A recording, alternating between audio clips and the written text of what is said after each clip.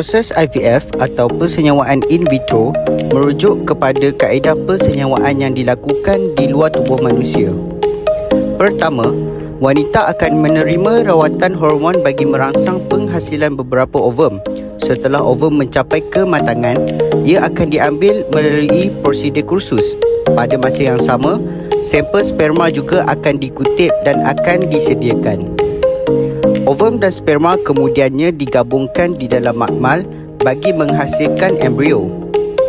Embrio yang berkembang dengan baik kemudiannya akan dipilih.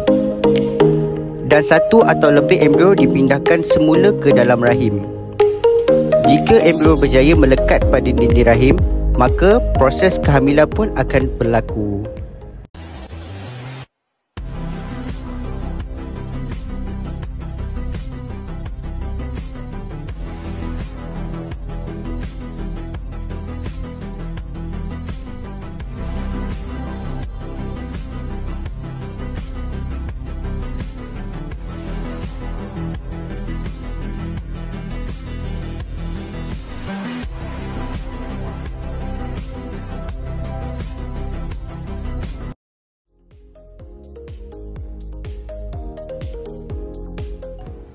Doktor, saya takut IVF.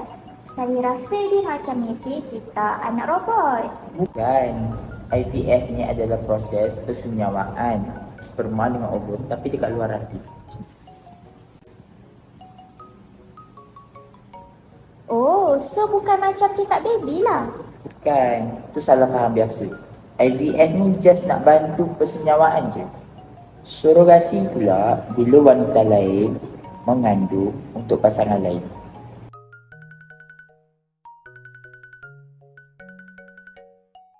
Jadi bukan macam mak angkat lah ya? Bukan. Ini proses perubatan, bukan proses ambil anak.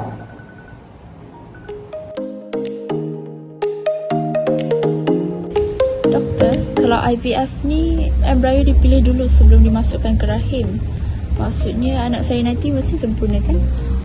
Ramai orang fikir begitu, tapi sebenarnya itu satu salah faham. Dalam IVF, beberapa embrio terhasil, doktor hanya memilih yang paling sihat untuk meningkatkan peluang hamil dan mengurangkan risiko penyakit genetik serius. Jadi bukan untuk pilih rupa, kepandaian atau jantina? Tidak, jika disalahguna, teknologi ini boleh membawa kepada diskriminasi genetik. Seolah-olah nyawa hanya dinilai berdasarkan kualiti tertentu sahaja.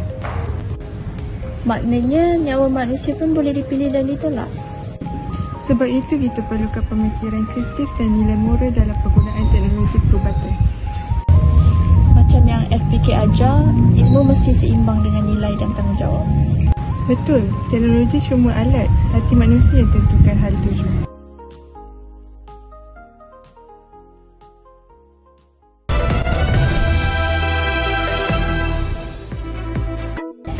IVF macam untuk orang kaya ya. Kalau mahal pun bukan tak boleh cuba kan? Isu akses memang wujud. WHO 2025 telah iktiraf infertility sebagai penyakit. Kalau infertility penyakit, rawatan sepatutnya diadakan secara adil dan tidak bergantung pada status ekonomi. Jadi bagi saya perlu ada kesamaan.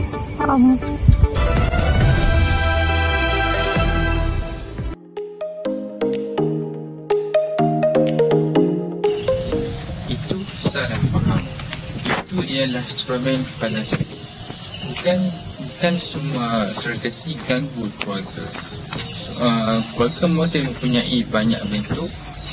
Apa yang penting ialah nilai dan tanggungjawab.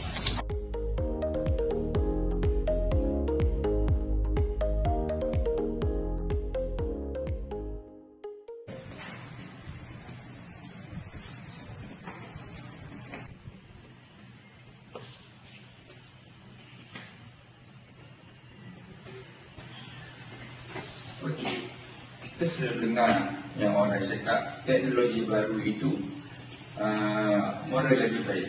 Itu je dah tepat. Okey, ada yang fikir hak memiliki anak itu mutlak, padahal undang-undang negara itu berbeza. Okey, ada juga yang menggunakan pendirian pasangan tanpa anak untuk isu yang lebih besar seperti risiko eksploitasi. Sebab itu, keputusan IVF dan surogasi memerlukan analisis logik yang lebih baik.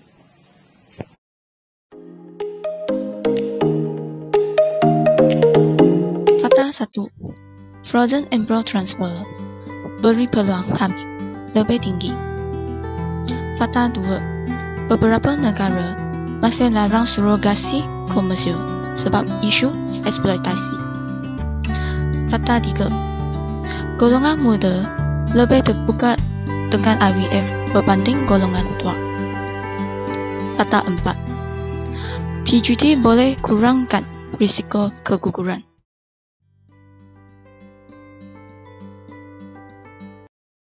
IVF dan surogasi memberi peluang kepada pasangan yang suka hamil. Tapi, ia tetap mempunyai isu etika seperti pemilihan embrio dan keadilan akses. Surogasi juga ada cabaran terhadap keluarga tradisional. Jadi, semua keputusan perlu dibuat dengan pertimbangan moral, nilai sosial dan agama. Terima kasih kerana menonton video kami. Semoga bermanfaat dan mudah faham. Jangan lupa like video kami di YouTube sebab 10 markah datang dari nilai.